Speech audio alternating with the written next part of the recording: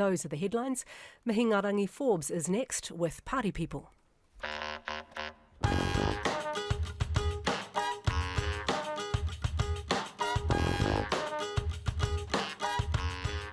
Nau mai anō, haere atu anō, aku whakawhetai, aku whakamānua kia koutou katoa, kua tahuri mai ki te pai o Party People. Ko mihi ngā rangi ahau e kawi ana I te Māori, o tō tātou wānanga I te rānei. Welcome to Party People, brought to you by the Public Interest Journalism Fund. Tonight, we've reunited Aotearoa's favourite commentary couple. They are to Aotearoa what benefit is to Hollywood. It is, of course, Shane Jones and Shane Te Pou, or as we like to call them, Shah Joe and Shah Pou. Nice. Kia ora, you know who writes these, eh? She's not in the room. Yeah, I love it. Well, let's get into it. There's been a Roy Morgan poll, and for the second time running, it shows the Māori Party holding the balance of power, with this time with 5%. So how significant is that, Shane? I think it's reasonably significant in this regards. If you're a Māori party that ostensibly represents Māori and you're at 5%, it shows that you're getting cut through amongst non-Māori, so that's interesting. The other thing is that they, according to this poll, they would be the kingmaker. I'm a poll tragic. I follow these things closely.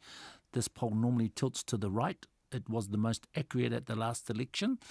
I think on a wider scale, there'll be a sigh of relief that Labour is at least holding ground. They're not going backwards, where National is not advancing. And if you couple that with the decreasing number of people who are supporting Luxon in terms of the Prime Minister pick, popularity in that area, I think he has got some problems. Just on that 5% you said where they're looking like they're getting some non-Māori votes.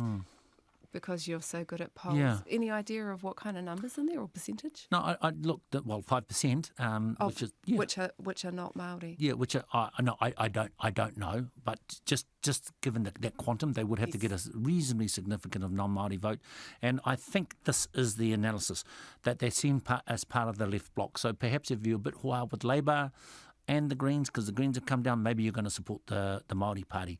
As if you're a bit hoa on the right and you can't quite support National, you go to ACT, but you won't transfer votes across the left-right divide. Well, you know polls better than most people, Shane Jones, and sometimes you don't even listen to them. But when a pattern starts to emerge, do you take notice? Christopher Luxon has plateaued. Yes. In fairness to the guy, he did lift them a bit. Up to the mid-30s, but I'm bigoted if I can see Mihi how he's going to go any higher. There's no meat on the bone insofar as what Christopher's offering, and if anything it's a chicken bone, and until they really give a strong message that rivals what Jacinda and Grant are able to put out, then I think they're going to be stuck there.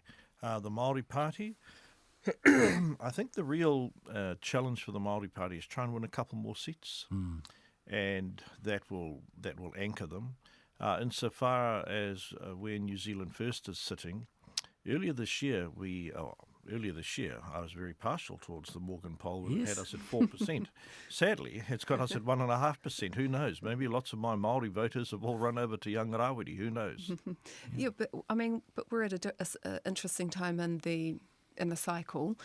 Would you be expecting, because when you look at the two sides of Parliament, both those potential coalitions, ACT, National and Labour Greens, both on around 44%, it's really tight. It is up to the smaller parties.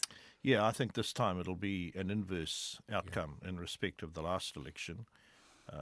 Naturally, we as New Zealand First haven't really got out of the stable, so to speak. There's a few social media posts and 1 or 3 articles that I write. But put that to the side. This time round, there will be no massive surge up into the high 40s or beyond. It will be a literal MMP contest at the end of next year. And I think Shane is right about that he has plateaued. Remember, Simon Bridges, when he got rolled, was in the early 40s, and could have formed a government and had that trend for quite some time. The other interesting thing is that the poll came out a few weeks ago, the TVNZ poll, that showed that 65% of New Zealanders didn't want the tax regime that National sort of is underpinning their hopes for the next election, and they believe that, you know, giving people like myself and Luxton an $18,000 a year payback in terms of taxes and holding the social infrastructure together is not believable. And you know why? Because it's not believable. What about the Deputy for National seems to have lots of airtime, often more than Luxon sometimes. Yeah, she does. And, you know, I'm a little bit mischievous. I talk her up all the time. But the reality is that she is the mastermind when it comes to the economic policy. Her name is as attached to the tax cuts and the tax cuts not only for the wealthy but for landlords like myself, as it is to Luxton. So I don't think she'll be in the measure of fresh air that people would think she would. And I just think that she's just seen a little bit of too combative and not thinking through the issues and having a sort of a long-term Isn't it view. about the whole package though? All of that. And do you think she's performing well compared to? And if you have a look at the ratings, she's from time to time she rates higher than her leader, which is never a good thing. Is never a good thing. I wanted to know your whakaaro on that. Nicola came out. Nicola was a protege of John Key's. Yes. And came via Fonterra. I recall suffering her entreaties on behalf of Fonterra as a Labour MP many years ago. I don't have professionally a particularly high regard for her. I don't think that her economic policy, to the extent I understand it, is credible. You cannot cut taxes unless you are going to do something about your cost side. And what are they going to cut? And it's just absolute nonsense to suggest that you can cut your revenue and continue to spend gaily into the future without taking responsibility for where the money's going to come from. And she has yet to do that, and that will be her undoing. Interesting whakaaro from Shane Jones there. Shane Te Pou, we did talk a little bit about the smaller parties before, but I want to touch on New Zealand First. Is actually maintaining its 1.5% in this latest poll. The Opportunities has dropped, the New Conservative Party's down to. What do you put all that down to? Is it that, you know, that they came out announcing new things and now it's normally, to be fair to the smaller parties, normally closer to the election, when they get more profile, you know, through debates, etc., they'll either sink or they'll swim. It is tough. New Zealand First has always got it's tough because they're not in Parliament, so they don't have that day-to-day sort of profile. I think New Zealand First numbers will climb, particularly as we get closer to the election and people start zoning in, and then they figure out not only who the major party is, but who best to couple them with. Whether they get over 5% is to be seen. But, you know, I'm very clear about this, and I've said this every time I'm asked. I'm not one to write of Winston Peters. Oh boy. Hey, well, we've had a number of debates. I've hosted one. Yeah. You've hosted a few there, Shane Te Pou. So the mayoral debates, the Hui's mayoral debate on Tame and Makoto was on last night with the 4 contenders. It kicked off with a question around mana whenua and about ahika. It quickly got into who's who of mana whenua, with Wayne Brown and Craig Lord not acknowledging any of the other 18 mana whenua iwi. What do you make of that, Shane Jones? If you're going to lead a city, do you have to have that? Look, I think where the mana whenua question in Auckland has really grown and developed fangs is over the Maunga Authority. The Tupuna Maunga Authority? Yeah, the Court of Appeal, as you know, slammed down the High Court decision. If I'm not mistaken, Paul Majuri is taking that, or perhaps it was a High Court decision. Anyway, it's being appealed. And there's no love lost between the Russell McVeigh lawyer, Paul, who also is the mokopuna of Hoani Nahe, who was the Western Māori MP and a great chronicler of Tainui history in the 1870s and 80s. So I'm not surprised that our Pākehā participants aren't too clued up on who's who. Ngāti Whātua have ruled the roost ever since Hugh Kāwharu managed to convince and quite frankly, endow Ngāti Whātua with some very strong rights in Auckland. Ngāti Whātua were upheld as the mana whenua in the Fenton decision in the 1870s. And of course their tupuna went out of the way and sent Rewiti up to convince the governor, whatever you do, don't stay with the Ngāpuhis, come to Waitemata. So they've had a long experience on how to work with the Crown. Yeah. Even so, in 2022, there's clear legislation that the Super City follows, which there is 19 recognised mana whenua. Do you think you'd be expected to know a little more? Well, my analysis is not as complex and not as historically apt as Shane's. It's as simple as this. I think that Wang and Craig Lord wouldn't even know the names of the iwi, let alone the inability to pronounce them, and I think they simply just played it safe. Really interesting when I just picked it up and then I replayed it and I thought, did I get this right? When Wang Brown was asked about contact that he has with Māoris, he said, and I quote, "Oh, we go to the footy together," and I think his analysis was a little bit weak because, look, the reality is that although he says he's owned a home here for 20 years, he's a Te Tai Tokoro entity. That's where he's from. That's where people know him. That's where the people love him or loathe him. And trying to move across to a complex city like Tamaki Makaurau has proven difficult. It just shows how shallow the talent pool down here is, e mara. He's incredibly well known amongst our hapu and iwi up home. Wayne was originally working with our marae and our hapu back in the late 70s, and he devised our original wastewater schemes. And he was the type of engineer, he'll devise something that works, not that is exhaustively compliant with all the box tickers that will plague us like ticks on a dog once Three Waters is ever legislated. That's an opinion. No, I get that. But also, he does call himself Mr. Fix-It. We remember, people lived in Tamaki Makaurau, there were huge issues during his reign over the lab test sort of fiasco. And the other thing is, I just asked myself, Mr. Fix-It, this is a guy that was a 2-term mayor of the far north, and they got ousted. And no one knows him better than his local people. Not only did he get ousted, he got ousted sort of like a 3 votes to 1, which is pretty hard to do in provincial New Zealand. But hey, look, I'm not writing him off. I think this is my call. I think that he's on the ascendancy, particularly since Leo left. Viv Beck's numbers, I think, will drop. Will she pull out, Shane? No, I don't think she'll pull out. The other thing is almost irrelevant because the ballot papers are already printed. What did you make about the leading candidate, the one who's been at the top, Efeso Collins? I like Efeso. I've endorsed him. I'm not holding back on that, but the reality is that he should be at least, given the fact that he's got Labour and the Greens supporting him, he should be in the mid-30s. The fact that he's only 3 or 4% ahead of Wayne Brown, I think would be worrying. And I know it's worrying to the Labour Party because I've spoken to many of them as late as today. Are you well supported by a party like Labour if they back you? Are they putting enough money into... My view about Collins is that Labour reluctantly have backed him. I think Labour were caught a wee bit short. They didn't have another horse in the race.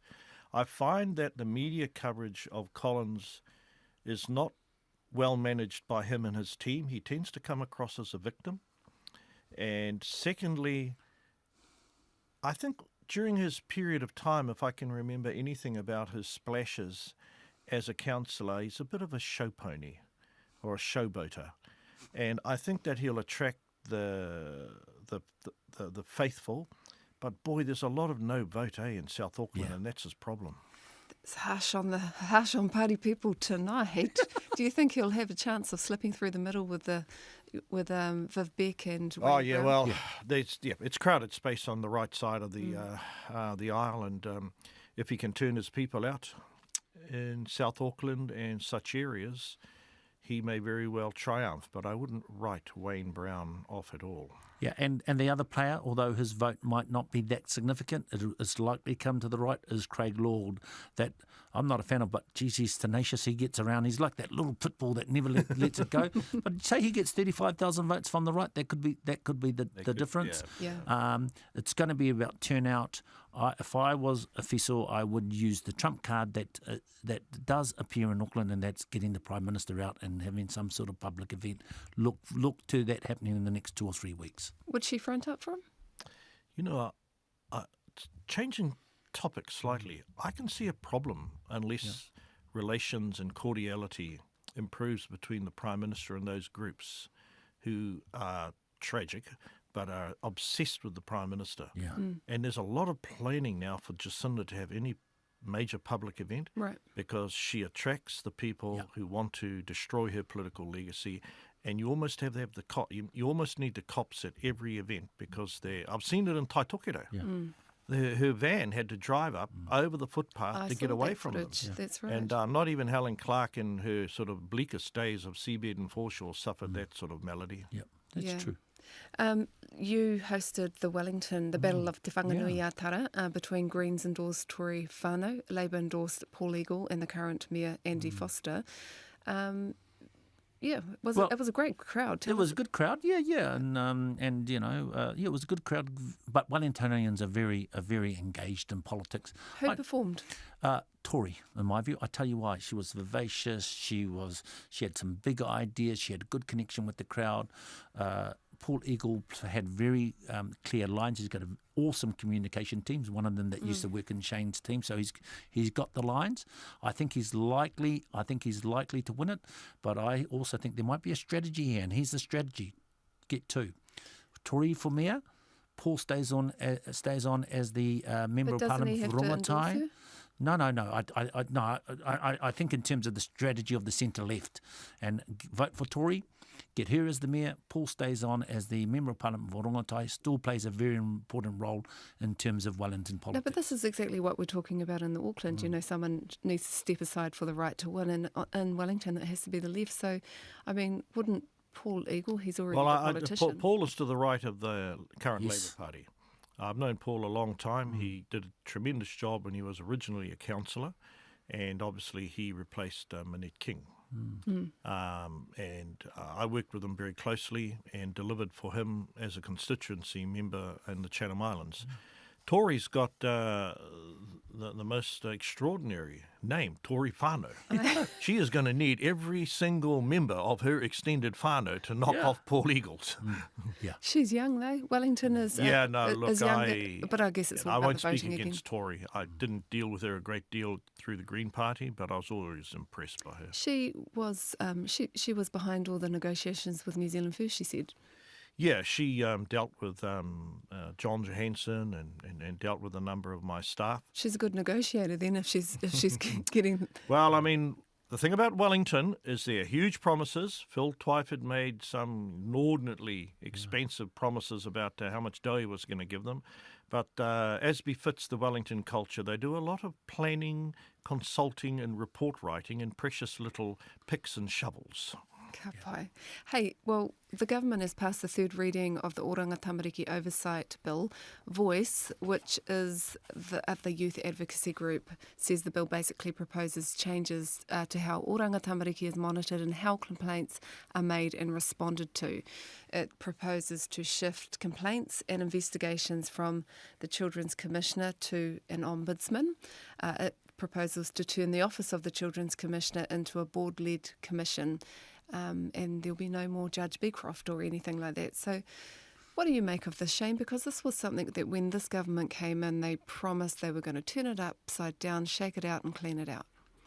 Well, structurally, they're endeavouring to do that. I personally know a lot about the legacy and the history of Oranga Tamariki, and there are some very sad, but there's some very positive stories as well of garden variety families stepping up to the plate, taking what used to be called welfare kids. And indeed, when I was at St. Stephen's School, my mum and dad did a lot of that, as did a host of other farming families in Taitokedo. I think, however, the levels of dysfunctionalism and the impact of drugs has changed the circumstances that these kids find themselves living in. So the structural changes, I think, are necessary and overdue because I'm, along with everyone else, sick to death of hearing of yet another tragedy with a little one at the hands of either a stepfather or some grossly dysfunctional parent.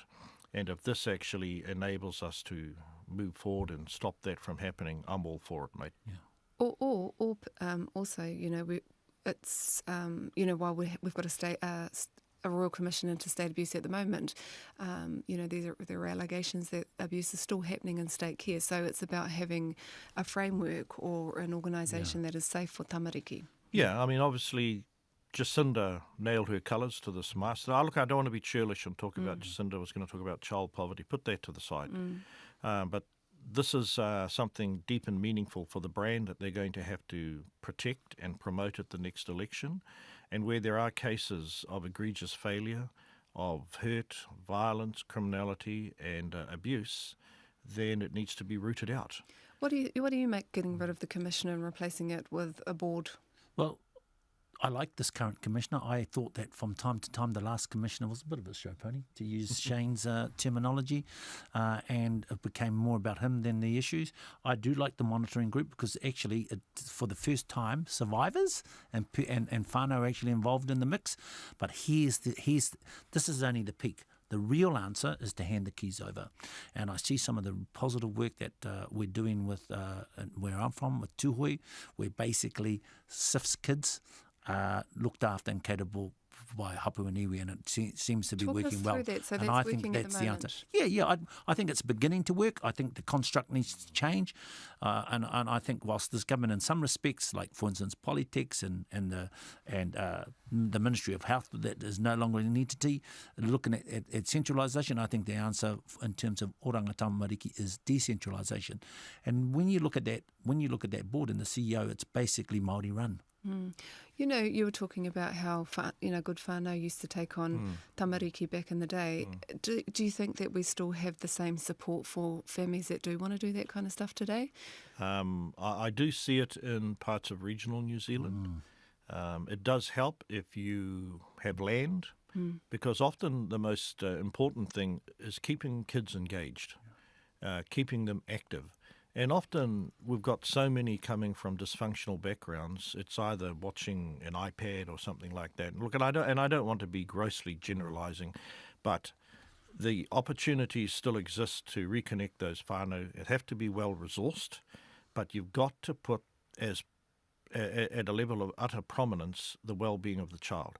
And if it means that a child of Māori ancestry ends up for a while with a Pākehā, mate, I'll live with that if the kid is going to come out healthy and well adjusted. If, for example, the Māori whānau of the area are either stressed or they're overwhelmed with what they've already got. Just be very careful though, Mihi, Shane, that we don't drive the the caring of our tamariki through a pure iwi lens. Yeah. We've got to have solutions that work for that child. You agree? Yeah, absolutely. And Shane is right. There are some great success stories we know within our own whānau when the resources are put in at a whānau level and you can just get a little bit of functionality, it can work for the kids. Shane is right. There are whānau there where dysfunctionality is permanent across generations. So it does need to be child focused. Yeah. The movie Motu came out last week. It's very good. Made by my clever whanaunga Te Ari Pākahi. The movie is a New Zealand action drama film about the 2007 Tūhoe raids on Ruatoki. At the top of the film it states, this is not a declaration, it is a response. It's quite clever. So, Shane, you were in the Labour Party in 2007. Yeah. Do you remember the invasion into that valley? Yeah, I recall it coming as an item of discussion in our caucus. And after the fact? No. Yes, obviously we weren't privy to the details, but the person who stood up and attacked the notion that Tūhoe were terrorists was Dover Samuels. And Parekura said a bit, and I spoke as well with them. One who was most adamant was Dover Samuels. And they said, well, how would you know Dover? And he said, well, yesterday I went to Tūhoe to have a look for myself because my first wife was from Tūhoe. And his throwaway line, Shane, was, well, all the Tūhoe I ever knew, they'd never wake up early enough to actually be good revolutionaries or good terrorists. The cops let us down incredibly egregiously. Wali Haumaha and the Māori policemen were completely circumvented. What's the point of having within rank and file, some well-connected community constables who belong to the community, and I recall them being circumvented for fear of them not being able to undertake their professional obligations. I presume it was the superintendent from Rotorua at that time, and that person, if I'm not mistaken, got sent to London. And and Shane may know a wee bit more about it. That is an extraordinary blot. And then after Wali Haumaha, and other Māori policemen came in to try and resolve matters and smooth the way forward. What happened? He applied to get the top job, and then out of the woodwork came a whole host of very ugly allegations about him. Not a single one of them ever proven. But the people that want to ensure that the Māori rank and file don't get out of line, they won the day there. Yeah. No tūhoi koe, Shane. You will remember it well. What was your response? I at do the time remember when it you well, heard? and actually you were right, Shane, but also I spoke out. You remember at the time? I spoke in the preliminary session, and then I wanted to speak to the wider party, and I got told tai hoa. And Actually, that's absolutely correct. and actually I feel a bit of mamai about it. I think that the Māori caucus were caught up in the groupthink that occurred, and I said at the time, and I believe that, if this went down at Ngarawahia, at Turanga Waiwai or Waitangi or Hukarangi, I think the response from the Māori caucus would have been different. I think that at the time we were quite a small iwi. We didn't have that political muscle. I think it would have been very different in 2022. We delivered an apology on a macro level, but I don't think we put it right amongst the people. I went to Michael Cullen's memorial service the other day. Annette King was there, Helen Clark was there, and Michael Cullen was part of that decision-making process, very staunch in support of the police, and I think that he spent his last few years on this earth trying to put it right, and that's why he worked with the iwi. Now, look, it's a tricky situation. You had Helen Clark and Michael, and obviously Annette King, a very powerful MP. She was police minister at the time. She was the police minister at the time. And, you're trusting Commissioner Broad. Commissioner Broad was, I think, wahine Māori anō tāna. Yeah. He was a very powerful commissioner, wasn't he? But he was a big, powerful, and he exuded authority. So as MPs, you tend to be influenced by that kind of thing. But Shane is absolutely right. The Māori members of the caucus at that stage, we never really had the opportunity to challenge the intelligence of the police. And as matters have transpired, sure, there were a few court cases, but they sort of pale into insignificance when one thinks about other cases of violence and carnage in society. Yeah, and that's the bigger issue. We look at what happened, the focus that went on in terms of Tūhoi, and then, only not a decade or so later, we had 51 of our fellow citizens murdered down in Christchurch by a white supremacist, and you know what? That was in front of us, and the focus in that scenario was in the wrong area. Do you think, and you've talked about at a macro level, micro level, macro level, they have apologised. I think, several politicians have gone to Tūhoi and those kinds of things. But, there must be some support for a pardon for people like Tame and Te Rangi Kaiwhiria who spent years in jail. I spoke to my whananga, Tame, who has been an activist for 30-odd years in my life. I've known him as a trade unionist and Māori activist and sort of thing. He says he's moved on. He says he doesn't have the energy. He says that there are new projects in his life and that people have got on with life. I don't know Kemara. I do recall Tame getting very angry with them at some hui. But funnily enough, my daughter just sent a lovely photo of my most recent mokopuna with Tame down in Wellington somewhere. And I get the impression that Tame, as staunch as he was then, as he said in the paper recently, he wā anō e mahi anō, he's moved on. And really that would be for his whānau and iwi to push forward. But I think him personally, he's 70 years old, and does he really want to spend what will be a very bitter experience over the next 4 or 5 years. Whai whakaro mō ngā tamariki, tēnā kōrua. Well, that's Party People for this week. E hoa mā ka nui te mihi ki te Puna Whakatongarewa mōna I tautoko I tēnei kaupapa. Don't forget you can watch us on RNZ's YouTube account and Facebook. Nō hōra mai rā. Kia ora. Kia ora. That's beautiful. Thank you for that kōrero at the end.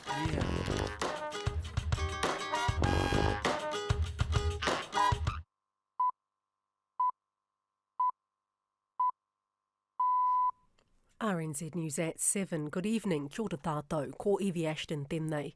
Wellington's Mount Victoria bus tunnel has been closed after debris fell and struck a bus. The incident happened around 4 p.m. this afternoon. All bus services to the city's eastern suburbs have been diverted through the Mount Victoria tunnel. Wellington City Council spokesperson Richard McLean says there are no reports of any injuries. He says the extent of the damage is unclear at this stage. What we know is some masonry or other objects have come off either the side or the roof of the tunnel and landed. Assess the damage. Metlink is advising.